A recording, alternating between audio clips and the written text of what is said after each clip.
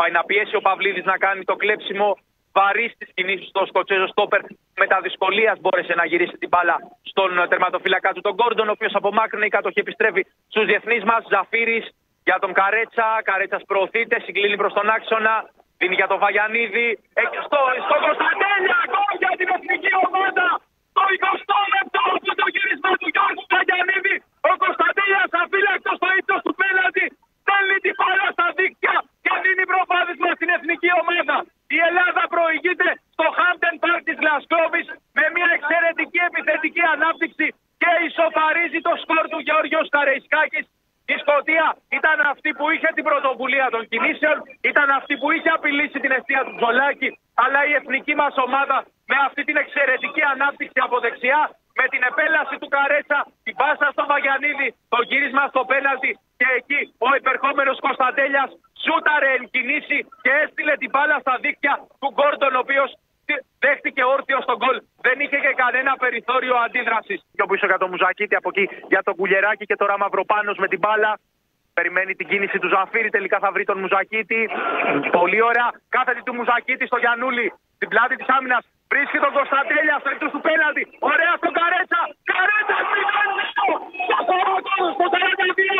Κωνσταντίνος Καρέτσας στέλνει την μπάλα στα δίκτυα και δίνει προβάδισμα 2 τερμάτων στην εθνική ομάδα. Την πρώτη κλίση του, το τεπούτο του ως βασικός, όλη στη δεύτερη συμμετοχή του με ένα σύλληπτο πλασέ με το αριστερό. Ο Κωνσταντίνος Καρέτσας γράφει το 2-0 για την Ελλάδα. Ένα αποτέλεσμα που αν διατηρηθεί στέλνει την Ελλάδα στο πρώτο γκρουπ δυναμικότητας του Nations League. Μια αριστοτεχνική αντεπίδεση. Ο Μουσακίτης στην πλάτη της άμυνας του Γιαννούλη. Αυτός έδωσε στον Κωνσταντέλια και ο Κωνσταντέλια στον Καρέτσα. Ο 17χρονος σκόρερ της εθνικής ομάδας γράφει το 2-0 στο 42ο λεπτό. Γκολ με πιο καλημέρα με την πρώτη επίθεση. Ελλάδα-Σκωτία 0-3 με τον Χρήστο Τζόλι. Οι Σκοτσέζοι διεθνείς σαν να μην βγήκαν ποτέ από τα αποδυτήρια, σαν να μην κατάλαβαν τι έγινε, με μια εκπληκτική γρήγορη άμεση αντεπίδεση. Ο Τζόλις βρέθηκε απέναντι από τον Γκόρντον και στέλνει την μπάλα στα δίκτυα της Σκωτίας. Η Ελλάδα θα διευρύνει κι άλλο το προβάδισμά της. Αντί να περιμένει, αντί να βγουν οι Σκοτσέζοι για να προσπαθήσουν να αντεπιτεθούν, να μειώσουν το σκορ, η Ελλάδα τους ευνηδιάζει και δίνει διαστάσεις τριάμβου στην επικράτησή της. Τώρα δεν ξέρω αν ελέγχεται κάτι. Όχι, σέντρα, δείχνει σέντρα. Σκωτία Ελλάδα 0-3 με ένα ταχύτατο γκολ. Μερικά δευτερόλεπτα μετά την έναρξη του δευτέρου ημιχρόνου η Ελλάδα πετυχαίνει και τρίτο τέρμα.